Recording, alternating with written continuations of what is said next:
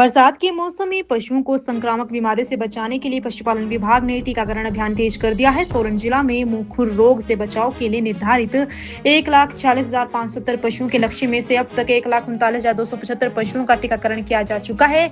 ये लक्ष्य का 95% से अधिक है। जिला पशुपालन विभाग के उप निदेशक डॉक्टर विवेक लांबा ने बताया कि गलघोटू बीमारी से बचाव के लिए भी जिला में करीब 80% टीकाकरण कार्य पूरा हो चुका है। विभाग की टीमें लगातार फील्ड में जाकर पशुओं का टीकाकरण कर रही है। उन्होंने बताया कि टीकाकरण प्रक्रिया में पारदर्शिता सुनिश्चित करने के लिए डिजिटल तकनीक का इस्तेमाल किया जा रहा है। पशु को टीका लगाने के तुरंत बाद फील्ड स्टाफ उसकी फोटो और live GPS location web portal पर अपलोड कर रहा है। इसके अलावा पशुपालकों के मोबाइल नंबर पर ओटीपी के माध्यम से ऑनलाइन सत्यापन की व्यवस्था भी की गई है। डॉक्टर लांबा ने पशुपालकों से अपील की कि वे अपने पशुओं का समय पर टीकाकरण करवाएं और किसी भी तरह की लापरवाही न बरतें। उन्होंने कहा कि पशुओं में बीमारी के लक्षण दिखाई देने पर तुरंत नजदीकी पशु चिकित्सा केंद्र से संपर्क किया जाए। विभाग का लक्ष्य जिला के सभी पात्र पशुओं को समय पर टीकाकरण सुविधा उपलब्ध करवाना है। देखिए, लंपी स्किन डिजीज जो है एलएसडी बोलते हैं इसको, और ये एक बड़ी घातक बीमारी है जो बड़े पशुओं में पाई जाती है, दुधारू पशुओं में। और हमारा जो राज्य है और पूरे देश में ये जो है बड़े आक्रामक रूप में ये फैली थी कुछ साल पहले ये बीमारी। इसके जो मुख्य लक्षण होते हैं वो एक पशु को बहुत तेज बुखार आता है और उसकी जो चमड़ी होती है उसमें लंप्स बन जाते हैं। मतलब आप कह दीजिए जैसे फोड़े होते हैं, वो फूटते तो नहीं पर वो लंप्स बन जाते हैं, तो उसको हम लंपी स्किन डिजीज का नाम देते हैं। पशु की जो पैदावार है वो बिल्कुल खत्म हो जाती है उससे, और मृत्यु के भी बहुत सारे चांसेस रहते हैं, क्योंकि जो ये वायरल बीमारी है तो इसके ऊपर जो है और बीमारियां जो हैं वो भी, उनका भी प्रकोप हो जाता है। तो इस बारे में आपको सूचित करना चाहूँगा कि हमारे जो ज़िले में था और प्रदेश में इसको जो है हमने इसके खिलाफ जो है एक मुहिम छेड़ी थी, और गोट पॉक्स एक वैक्सीन होती है, उसकी जो है इम्यूनिटी जो है इन पशुओं में है, तो बकरियों की पॉक्स वैक्सीन बोलते हैं। पर जब बड़े पशुओं में, कैटल में हम लगाते हैं तो वो जो है इसकी क्रॉस इम्यूनिटी देता है। मतलब इस बीमारी से जो है उसका वो जो है रोकथाम में मदद करता है। तो हम नियमित तौर पे सालाना जो है इसकी वैक्सीनेशन करते रहते हैं, और उन क्षेत्रों में करते हैं जहाँ पर इस रोग के जो है फैलने के ज़्यादा चांसेस होते हैं।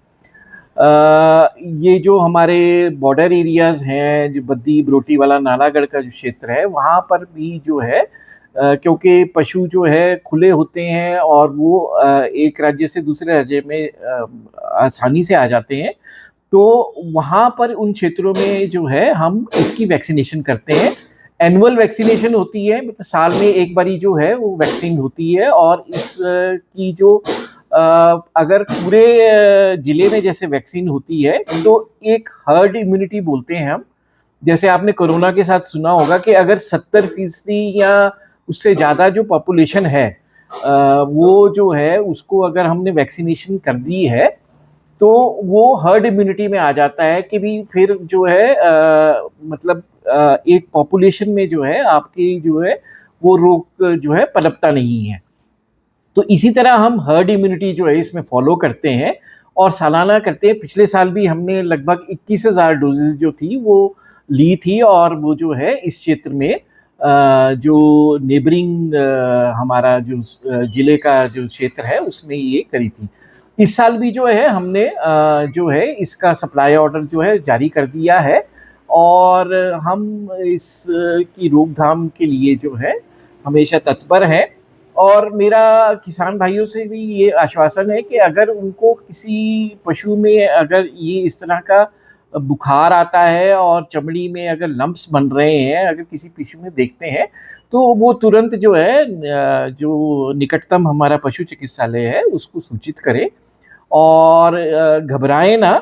और इसके लिए जो है हमने वैक्सीन जो है वो मुहैया कराई है, हमारे को कुछ दिनों में सप्लाईज आ जाएंगी, और वो जो है हम इसको जो है अपने ज़िले में जो है वो पूरे तौर पे लगा देंगे। पर अभी मैं आपको सूचित करना चाहूँगा कि हमारे पास ऑफ़िशियली कोई भी केस जो है रिपोर्ट नहीं हुआ है। ये प्रिवेंटिव मेजर है।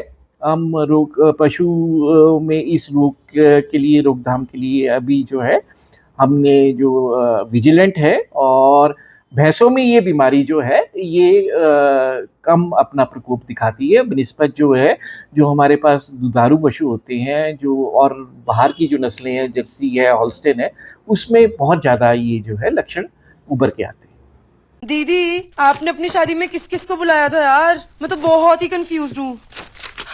उन्हीं को बुलाया जो परदादी की शादी में थे। परदादी की, नाना नानी की शादी में भी थे नाना नानी की, और मम्मी पापा की शादी में भी आए थे।